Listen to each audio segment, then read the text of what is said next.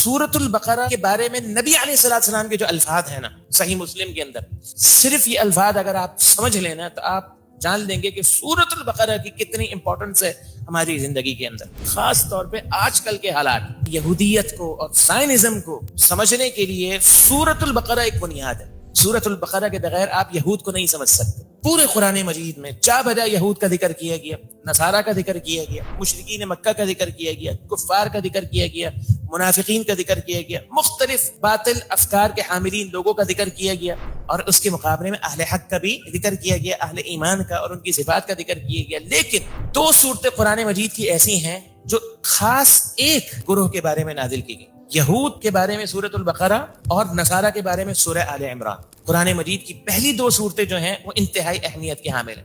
کیوں؟ کیونکہ یہ غیر المغضوب علیہم ولا الضالین کا جواب ہے. ایک بات ہم سے یہ کی گئی کہ ہم ایسا راستہ اللہ سے مانگیں کہ جو انعام یافتہ لوگوں کا راستہ ہو، اور دوسری بات ہم سے یہ کی گئی کہ ہم ان لوگوں کے راستے سے دوری اختیار کریں اور اللہ سے دعا کریں اللہ ہمیں بچا کے رکھنا. وہ دو قسم کے لوگ ہیں، ایک مغضوب علیہم اور دوسرے ضالین. اب یہاں دونوں سوالات کے جوابات ہمیں چاہیے تھے کہ انعمت علیہم کون ہیں اور پھر مغضوب علیہم اور ضالین کون ہیں. تو لہذا اللہ رب العالمین نے پورے قرآن مجید میں یہ دو جواب. اسی لیے سورۃ الفاتحہ کو کیا کہا جاتا ہے؟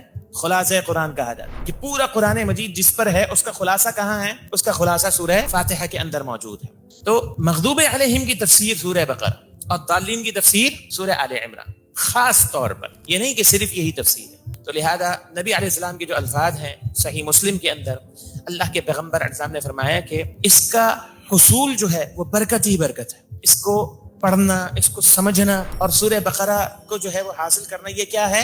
یہ برکت ہے. اور اس کو چھوڑنا حسرت ہے.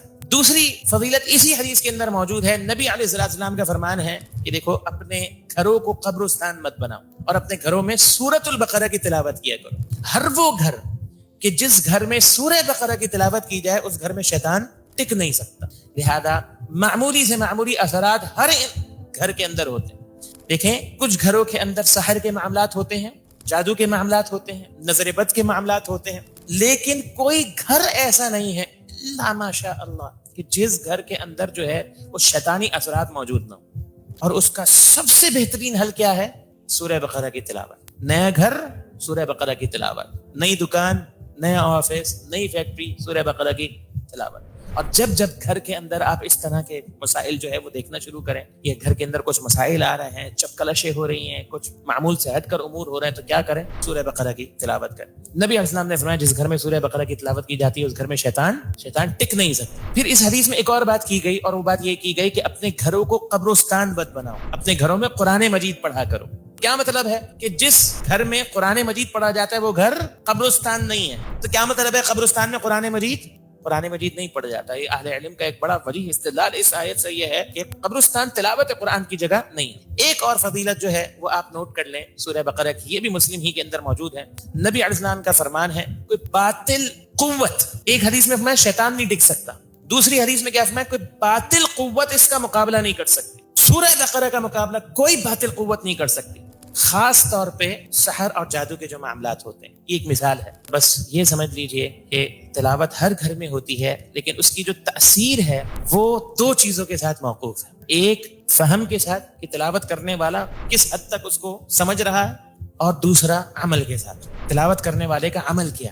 جب یہ دونوں چیزیں حاصل ہو جائیں نا تو پھر قرآن مجید سے مؤثر علاج کوئی نہیں، قرآن مجید سے بڑھ کر کوئی طاقت نہیں. اگر یہ دو چیزیں جمع ہو جائیں، کیا؟ صحیح فہم اور عمل. ایک فضیلت آخرت کے تعلق سے بھی نوٹ کر لیں. نبی اسلام کا فرمان ہے کہ زہراوین کو پڑھا کرو. دو ایسی صورتیں جو چکمگانے والی صورتیں ہیں، بڑی روشن صورتیں ہیں. کیوں؟ کیونکہ کل قیامت کا دن ہوگا کہ یہ دو صورتیں، نبی اسلام نے تین باتیں ذکر کی، یا تو بادل کی صورت میں، یا سائبان سائے کی صورت میں، یا پرندوں کے جھنڈ کی صورت میں. تینوں میں سے کسی بھی صورت میں، یا ممکن ہے کہ تینوں صورتوں میں، یا ممکن ہے کسی کے لیے کسی صورت میں اور کسی کے لیے کسی انداز میں. واضح ہے تینوں باتیں اللہ کے پیغمبر نے ذکر کی.